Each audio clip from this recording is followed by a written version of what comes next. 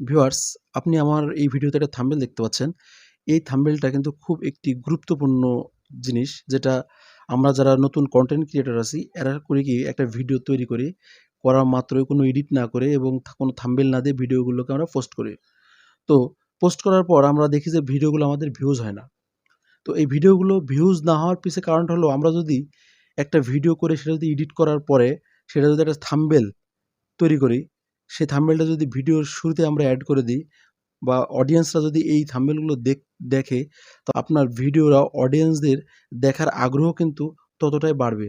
আপনি যে related video তৈরি করতেছেন, সেই রিলেটেড থাম্বনেল আপনি তৈরি করবেন এবং করার পর অবশ্যই আপনার ভিডিওর ভিউজ কিন্তু বাড়তে থাকবে। আর তো ভিউয়ার্স, ভিডিওটা স্কিপ না করে সম্পূর্ণ দেখতে থাকুন। তো শুরুতে আপনি আপনার মোবাইল ফোনের ডেস্কটপে যাবেন। ডেস্কটপে যাওয়ার পর আপনি এই যে অ্যাপস দিয়ে কাজ করবেন, সেই অ্যাপসটিকে আপনার ডাউনলোড করতে হবে। তো আমি চলে গেলাম প্লে স্টোরে। প্লে স্টোরে গিয়ে লিখলাম পিক্সেল ল্যাব।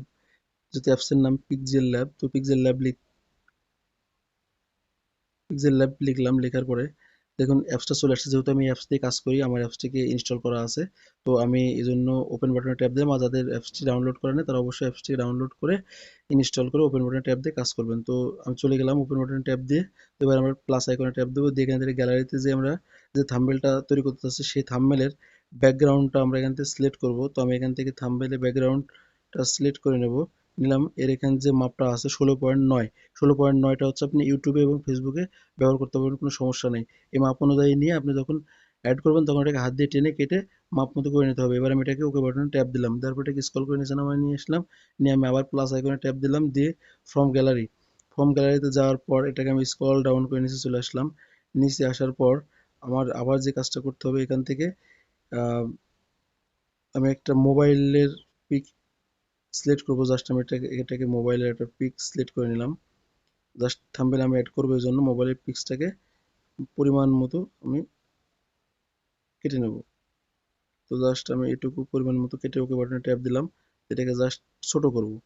যেহেতু এটা অনেকটা বড় অবস্থা হয়ে আছে, এটাকে আমরা ছোট করলে ছোট করে এখানে বসিয়ে দিলাম। ছোট করে বসিয়ে দেওয়ার পর এবার আমার যে কাজটা করতে হবে, এখানে আমি কি ধরনের ভিডিও করতে যাচ্ছি বা কোন অ্যাপস দিয়ে কাজ করবো, সেই অ্যাপসের নামটা আমি এখানে উল্লেখ করবো। তো আমি আবার প্লাস আইকনে ট্যাপ দিলাম। দেওয়ার পর আমি যে যে অ্যাপসে আমার কাজ করতে হবে, সেই অ্যাপসটিকে আমি স্ক্রল ডাউন করে নিচে আসলাম। আসার পর এখান থেকে সিলেক্ট করলাম। সেই অ্যাপসটার নাম হচ্ছে সে হাই ট্রান্সলেট। তো এটার উপরে আমি দিয়ে দিলাম সে হাই ট্রান্সলেট। একটু ছোট করে দিলাম, মাঝখানে বসে দিলাম। দেওয়ার পরে এবার আমি কি ধরনের ভিডিও লিখতে চাই, সেই ভিডিওটা এখানে টেক্সটে আমি উল্লেখ করব। তো আমার যেহেতু এটা বিদেশের ভাষা শেখার একটি থাম্বনেল, তো আমি লিখে দিলাম বাংলাদেশ থেকে সব দেশের ভাষা শিখুন। বাংলাদেশ থেকে মোবাইলে সব দেশের ভাষায় কথা বলুন কথা বলুন। এটাকে আমি ওকে করলাম। করার পর এটাকে আহ, মাপ করে যদি আমি এটাকে অ্যাড করে দিই, তাহলে এটা পরিমাণ মতো হবে না। সেজন্য আমার এটার উপরে আবার ট্যাপ দিতে হবে, যে লেখাগুলোকে ইন্টিগ্রেটর করে ছোট করতে হবে। তো আমি এটাকে ছোট করে নিয়ে অ্যাড করতে পারবো। তো জাস্ট আমি এটাকে হালকা স্পেস নিয়ে ছোট করে দিলাম। এবার দেখুন চলে আসছে। এবার করবো কি, আমরা লেখার ফন্টটাকে আমাদের চেঞ্জ করতে হবে। লেখার ফন্টটা চেঞ্জ করতে হলে নিচের দিকে যে অপশনটা দেখতে পাচ্ছেন, এই নিচে গিয়ে দেখবেন ফন্ট। এই ফন্টে এবং স্টাইল, আমি সরাসরি স্টাইলে যাই, এটাকে বি করে দিলাম বোল্ড। তো এটা বোল্ড হয়ে গেল। এবার এখান থেকে আমি কালার চেঞ্জ করব। তো জাস্ট আমি আবার স্ক্রল করে বামে চলে আসলাম।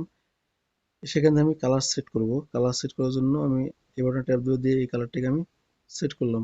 তো জাস্ট এই কালারটা আমার সেট হয়ে গেছে। এবার আমি এই লেখাটিকে হালকা সিস্টেম করে সাইড করে দিলাম। তো লেখাটা আমি যদি একটু ছোট করি, তাহলে হয়তো বা দেখতে একটু ভালো হবে। তো জাস্ট আমি এটাকে সাইডে রাখলাম, রেখে এটা এর পাশে অ্যাড করে দিলাম। দেওয়ার পর এই লেখাটি আমি এখানে এই গ্যাপে দিয়ে দিলাম। গ্যাপে লেখাটিকে আমি কারেক্টভাবে বসে দিলাম। তো এইভাবে তৈরি করতে হয় আপনার ভিডিও থাম্বনেল। এছাড়া যদি আপনি এই যে বাংলাদেশ লেখা আছে, বাংলাদেশের যদি একটা মানচিত্র দিয়ে দেন, তাহলে আরও এটা ভালো দেখাবে। তো আমি এটাতে ট্যাপ দিলাম, দিয়ে বাংলাদেশের যে মানচিত্রটা আছে, এই মানচিত্রটা আমরা এখান থেকে নিয়ে যাব। তো আমি এখান থেকে মানচিত্রটা নিয়ে গেলাম। দেখুন মানচিত্রটা সুন্দর করে এবার আমি এইখানে দিয়ে দেবো জাস্ট পরিমাণ মতো। আমি এবার এটাকে এখান থেকে দিয়ে দিলাম পরিমাণ মতো। সুন্দর একটা থাম্বনেল হয়ে গেল। এটাকে আমরা ওকে বাটনে ট্যাপ দিব। ওকে বাটনে ট্যাপ দিলাম, এটাকে আলট্রা করে দিলাম, দিয়ে সেভ বাটনে ট্যাপ দিলাম। তো সম্পূর্ণ ভিডিও দেখে যদি আপনার ভালো লেগে থাকে, আমার এই ভিডিওটিকে আপনি অবশ্যই আপনার ফেসবুকের টাইমলাইনে শেয়ার দিতে ভুলবেন না, এবং পরবর্তীতে আপনার বন্ধু-বান্ধব যেন দেখতে পারে, বা এখান থেকে আপনিও যেন ভিডিওটা বারবার দেখে কিছু শিখতে পারেন।